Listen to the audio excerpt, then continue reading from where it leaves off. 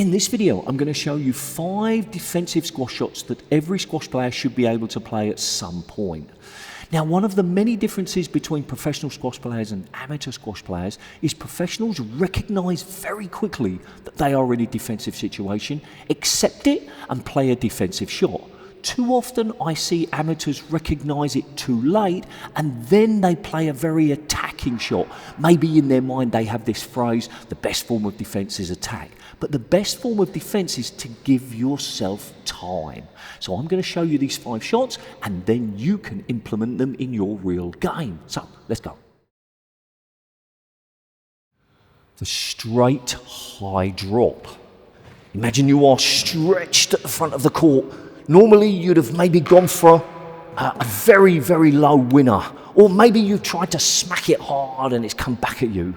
Professionals will do whatever they can to give themselves time. And in this kind of position, they will do that. That's a little bit high, but that's the idea. Play it high. Now the ball is cold. I recognise that. And when it drops, it does stay low.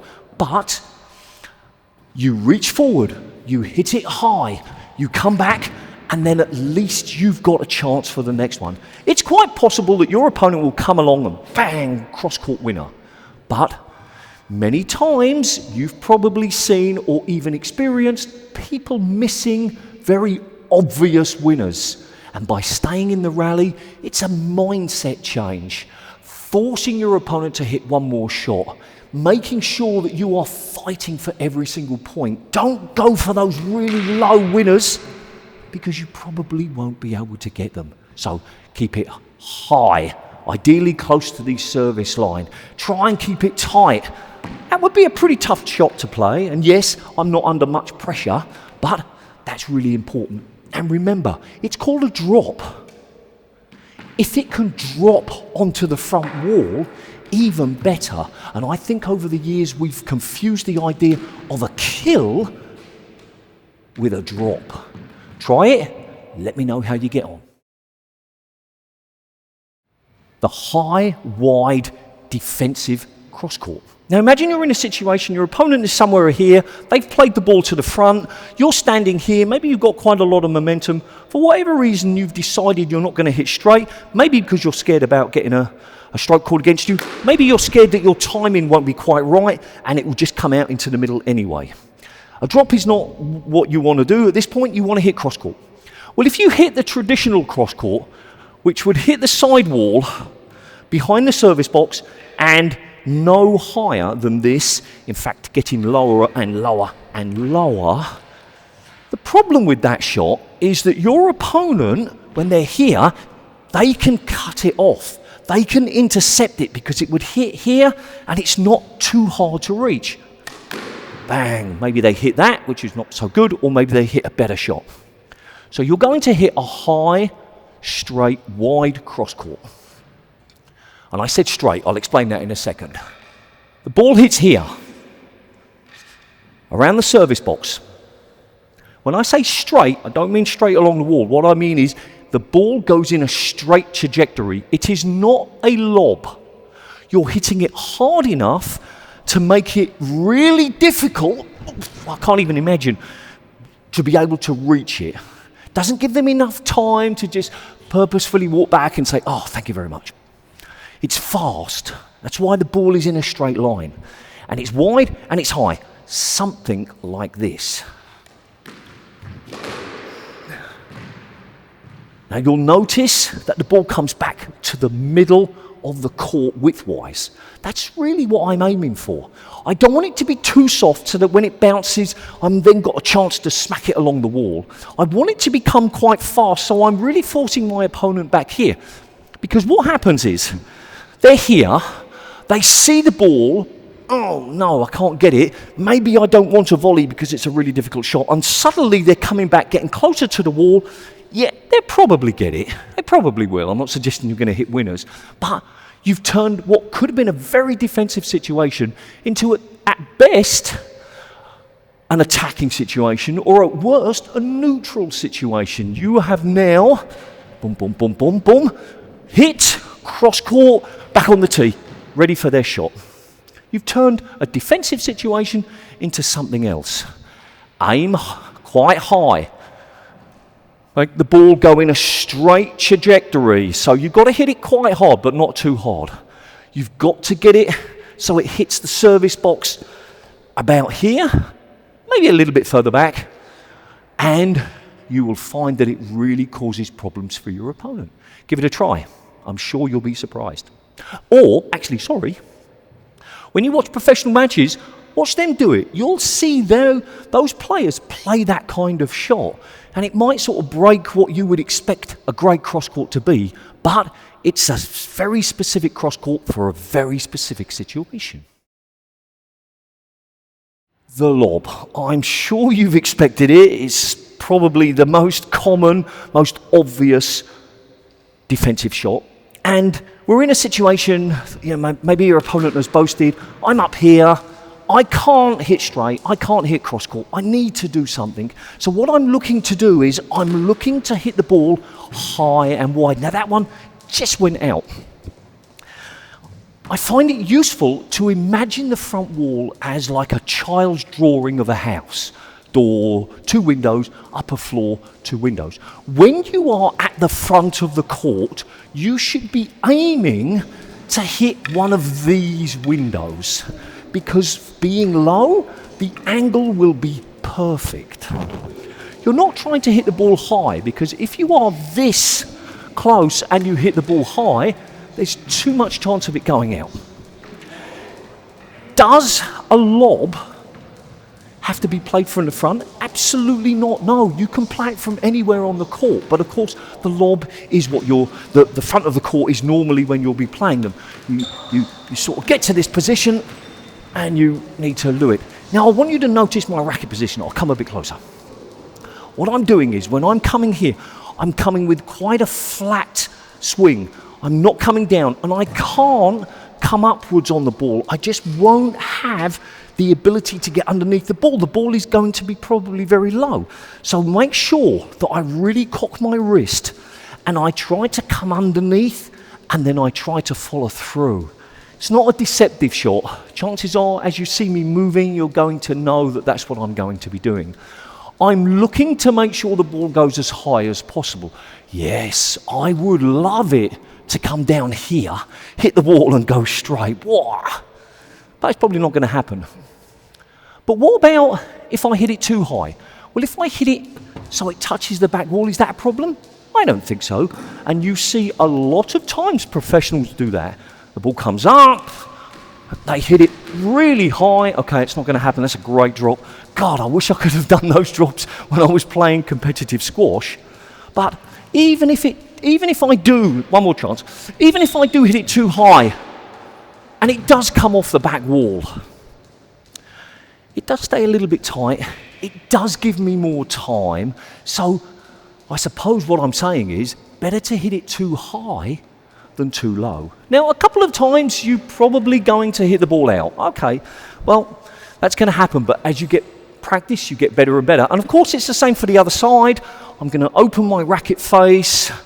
I'm going to come flat, and flat by, I mean that it's almost, my swing is almost parallel with the floor, and then it's just getting underneath the ball as much as I can and following through with a pushing motion.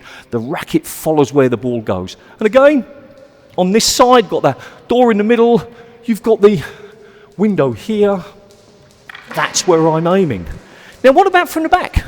Well, if the ball is going up and down the wall, and here I am in the middle of rallies, whoops, here I am, one more time, and I decide cross court, not a great cross court, definitely agree about that, but I'm aiming high on the front wall. Perhaps I'm aiming that sort of height. There's nothing wrong with switching the power, switching the direction, hitting hard, straight cross court, and then putting a very high cross-court lob in. Breaks people's rhythms. So, think about the front wall. You don't have to use the child's drawing of a house, but you do have to think, when I'm at the front, I need to hit it about the service line. When I'm at the back, I need to hit it quite high. I'm hoping that it's going to hit the side wall before it hits the back wall, but better to hit the back wall than to bounce first anyway. the back wall boast. I've already made a full video about this, so I'm only going to talk to you about the highlights, the key points. If you want to, link is in the text description, maybe even shown on the screen at the moment. Basically, you need to recognise that the ball has gone past you. You have no other options, absolutely zero. You need to try to hit the ball as high on the back wall as possible, and you need to try to go diagonally. So it's artificial, but that is what I'm trying to do. I'm trying to go cross court because due to the way the spin works on the ball, when it hits the front wall, it can stay very close. If I am lucky enough, because there is definitely an amount of luck involved, if it hits the wall here, it will stay here. Now, I'm not going to spend 5 minutes hitting different shots, but one more time. Anyway, you can see that it goes tight. Now, obviously, you're going to be very low, so somewhere around here will be perfect. Don't hit it too hard, because it's not about power. It's about getting underneath the ball with a parallel swing and getting the ball as high on the back wall as possible. And if you did hit it hard, you have less time. So you hit it, you turn, you cover, and effectively you've played a drop at the front. So remember, your tee position is not here, your tee position would be here, split step just before they make contact with the ball, so you can cover anything. Now, question might be, well, what about if it's down the middle? Which side do I hit? Well, it depends which side you're hitting. If you're hitting forehand, I'd probably go to this corner. If you're hitting backhand, I'd probably go to this corner. But honestly, at that point, it's not so important. Even if it goes down the middle, you just need to keep yourself in a rally. You just need to give yourself enough time to cover. Very high boast. You're in the back corner. The ball's going up and down the wall. You've got yourself right here. You need to hit the ball as high as you can. Too often I see amateurs going for these absolutely amazing shots. Yes, that was a fantastic shot, even though I say it myself, I apologise. But I'm not really going to be able to do that in matches. If I'm struggling to reach the ball and the ball is just up here, hit it high. Look where it comes back to. It comes back to the middle. You'd say, but Philip, that's got to be the worst place ever. No, because you're here. They've got lots of space. They've got all of the options, but you've come back and you've covered. And we know sometimes that when we get too much time, when we've got too many options, we make mistakes. So if the ball goes into the corner, you're struggling to reach it, hit it high. Now, in this particular case, it was a double boast. Boast that hit the side wall and then the other side wall and the front wall. Very, very unusual, but imagine you're here, hit it high, another one. I'm playing with a red dot, so it's not necessarily realistic. Let me summarise. You're struggling to reach the ball. Don't aim for this very, very low boast.